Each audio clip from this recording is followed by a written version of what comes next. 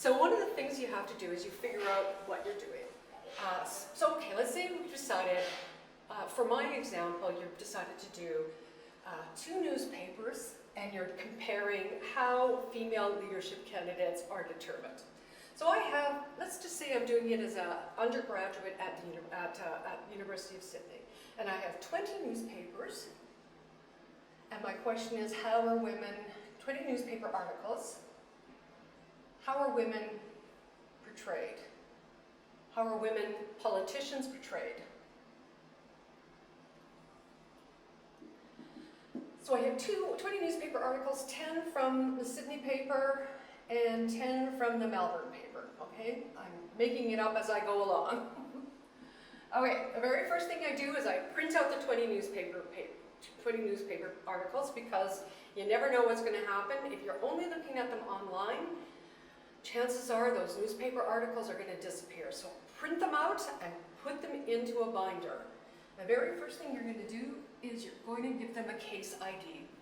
So the Sydney newspaper would be Sydney newspaper case ID.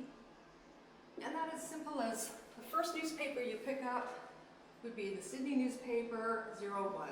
And it goes 01, 02, 03. The second question you ask is, what is the newspaper? Sydney paper is 1 Sydney newspaper, Melbourne newspaper is 2. And then 3, date of the story, 09, 01, 17, that's the date the story appeared. 04, type of story. Column. News story. Editorial. These are the different types of stories that potentially can appear in a newspaper. That's how it goes. Now you're wondering, oh, well, that's okay, that's fine. Those are the kinds of questions I'm going to ask. What do I do with that information? Well, in your Excel sheet,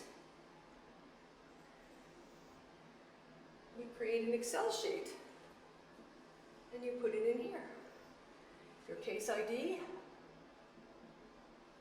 your date, your type of story. Case ID is 01, Sydney 01. Your date 09, 01, 19. Type of story 1.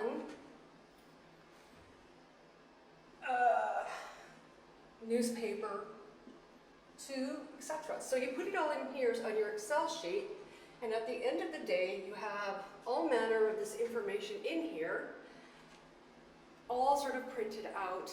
So you can count up at the end of the day that you have 15 news stories and 2 columns.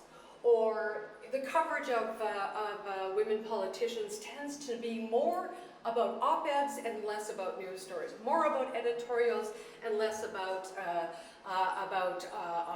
columns, that kind of thing. It tells you what type of, how the news stories are mediated. You also want to find out things like the gender of the reporter, male or female. And you want to say things like, is it positive or negative?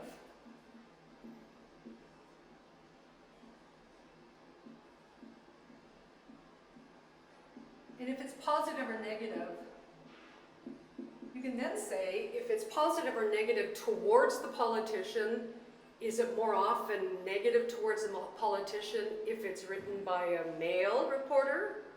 Or positive towards the politician if it's written by a female reporter? And by putting that data into an Excel sheet, you can run those kinds of correlations looking at this kind of case sheet. So that's how you do it. You do it very much like a survey. You have all this information, 1, 2, and you put it into your Excel sheet like this in a very, very cursory manner. And it's replicatable. It's something that you write down over and over. And it's and what you do is you make very clear what you mean by type of story. A column is a column that appears on the op-ed pages. A news story is a straight news story. An editorial is an unsigned piece that's on the op-ed pages, that kind of thing. So that if someone else picks the piece up, they can immediately do the same thing and replicate it, because then they understand what your guidelines are. That's, in essence, how you do a content analysis. Does that make sense to you? Makes sense. And what's that called when somebody else can... It's intercoder reliability. Oh, we learned a big word today. And when you're doing this as a PhD thesis, you have to have an intercoder reliability that's at least 30% in order for it to pass. And so it's really, really important that you have other people check your work to make sure that you both are thinking along the same lines. So it's an important thing as well.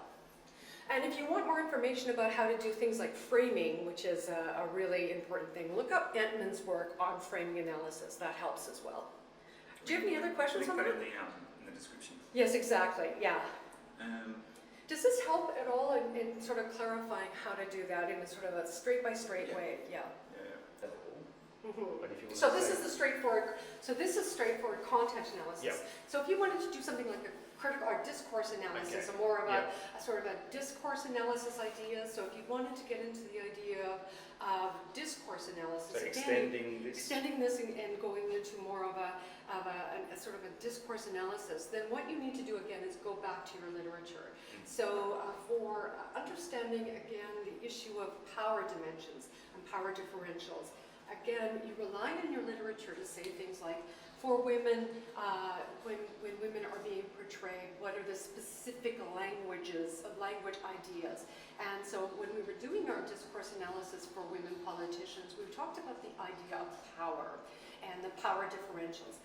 So in headlines for women in talking about elections, if the headlines talked about the war metaphor or a battlefield metaphor, it automatically excluded women, because women are not automatically felt to be part of war or battlefield. It automatically was seen as a masculinist paradigm in which women are not normally allowed to participate. So that's the kind of nuance that you get in doing more of a discourse analysis. One of the things we can talk about too is the overall framing issue, right? So the framing idea is in content and critical discourse analysis, but when you understand framing for content, for any kind of media content, we have to understand that news stories are stories. And so understanding framing in news stories is that reporters can tell a story any number of ways that they choose to tell it. So again, I'm going to kind of use the idea of a court story. So I can tell the court story in a number of ways. I can tell the story from the point of view of the victim. I can tell the court story from the point of view of the cop. I can tell it from the point of view of the defense lawyer, or I can tell it from the point of view of the court worker. There are a number of ways that I can tell it. So how I frame that story is an important way of telling that story. And that is in essence what you have to figure out when you're trying to determine the framing of the story, right? Because let's say I'm trying to figure out, if I'm telling the story from the point of view of the victim, it's going to be a lot different than if I tell it from the point of view of the guy who did the crime. And so what does that say about how that story is told? And so when you're framing, talking about framing, that's an important piece that you should always be talking about in your content analysis. How is the media, or how are the media framing this particular story? And often it is not an intentional frame. The media themselves are working around an institutional norm, and they're just doing the story the way it's expected. Because the city desk has an expectation. You're going to hand in a story at the end of the day that was about a court story. Don't give me a story that's 500 words long about how the victim felt while on the witness stand. The city desk editor is usually he, and he wants a story about what happened in court today. He doesn't want a story about how the victim was crying and she felt bad because she didn't get breakfast this morning and she's a kid of poverty. He wants to know whether or not the case got won, right? So that's kind of the institutional paradigm, but you still have to talk about that institutional paradigm that led to the story being framed that way. Makes sense? Makes sense, yes. Yeah. Well, I think that's a lot of help. Thank it's you. a lot of information. A lot of information. Luckily, people watching can watch it over and over again.